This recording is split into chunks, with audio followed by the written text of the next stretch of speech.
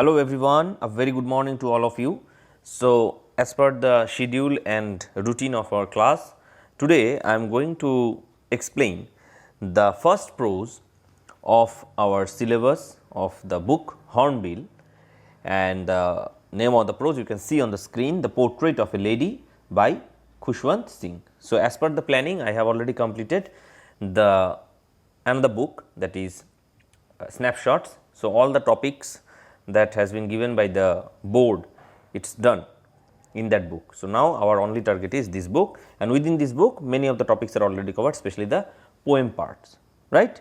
So, let us focus on this particular prose today. The Portrait of a Lady by Khushwant Singh.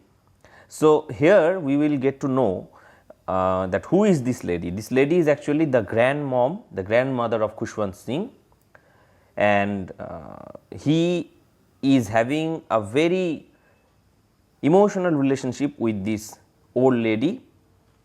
How the character is gradually changing, means the character of the grandmom, the relationship changes due to different kinds of reasons.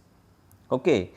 What are the ethics, culture, religious values for Indian women, that has been portrayed by Khushwant Singh through this character of grandmother, right, and how she played the part as a kind of character which is giving the entire family to the author a kind of shade, a kind of backup, that we will get to know in this prose, right. So, let us go into the text. Very beautiful prose where we will get to know many different kinds of words and phrases, and Khushwant Singh is a very famous writer, and so let us go into the topic and explore the theme. My grandmother, like everybody's grandmother, was an old woman. She had been old and wrinkled for the 20 years that I had known her. Means 20 years I am seeing her, and she is same like that. She had been old and wrinkled, having folds on the screen. Okay.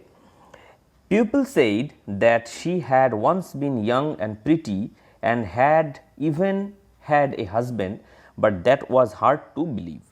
And people said that she was once been pretty, and obviously when you are young, when you are having the age of 20, 25, means your teenage, or after that you are pretty good enough, you are handsome, you are young.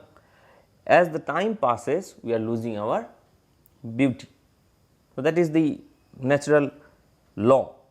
So, here also the writer is saying the same thing, that people are saying that once she was very young and pretty, she was very beautiful and had even had an husband.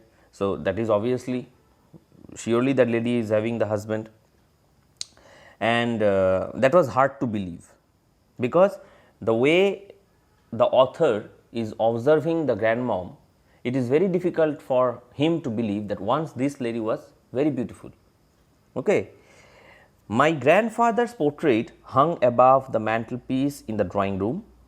He wore a big turban and loose fitting clothes. His long white beard covered the best part of his chest, and he looked at least 100 years old. So, this is the description of the husband of the grandmom, means the grandfather. What? Long and white beard that is covering the best part, means the front part of the chest, and he looked at least 100 years old, means the appearance of the old man for the author is like 100 years old. He did not look the sort of a person who would have a wife or children. He looked as if he could only have lots and lots of grandchildren. As for my grandmother being young and pretty, the thought was almost revolting. The thought was almost revolting means, again it is very hard to believe. She often told us of the games she used to play as a child that seemed quite absurd and undignified on her part, and we treated it like the fables and of the prophets she used to tell us. So, as we all know that those who are having the opportunity to have the grandmom and grandfather in your houses, they can feel it more closely that the grandmom and the grandfather, they are describing their childhood, the stories of their past, the incidents. Okay, and here also the grandmom is saying the same thing. She is describing the past, and the author is, we treated it like the fables of the prophets used to tell us, and it comes to us as a kind of fables, moral teaching. And some prophets means saints, the monks, she used to tell us like this. Okay. She had always been short and fat and slightly bent. So, observe these details of the character, okay, very important for short questions. She had always been short and fat and slightly bent because of the old age, there is nothing to describe. Her face was a crisscross of wrinkles running from everywhere to everywhere. No, we were certain she had always been as we had known her. So, the appearance, you can understand by reading these lines that the wrinkles are almost all over the face. It is running from everywhere to everywhere. When she is having the age which is showing that she is old enough, and these are the description, the details of the character, right. Old, so terribly old that she could not have grown older, and had stayed at the same age for 20 years. And for the author, she is same like this for the 20 years that he is observing her. Means she is terribly old that she could not have grown older. Means it is not possible her to grow older more than this. Means she is terribly old. She could never have been pretty, but she was always beautiful. Very important line. She could never have been pretty, but she was always beautiful. There is difference between pretty and beautiful. Pretty means the outer look, and beautiful means the inner look. So, according to the author, it is not possible that she could have been pretty.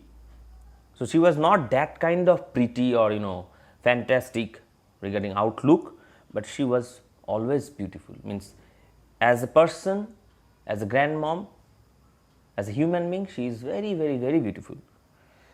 She hobbled about the house in spotless white, with one hand resting on her waist to balance her stoop, and the other telling the beads of her rosary. So, she is moving toward the house, and she is the beads of her rosary, the chanting, the mantras.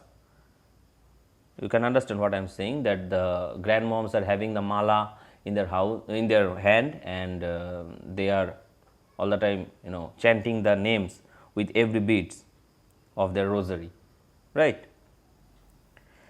Her silver locks were scattered untidily over her pale and puckered face, and her lips constantly moved in inaudible prayer. Yes, she was beautiful.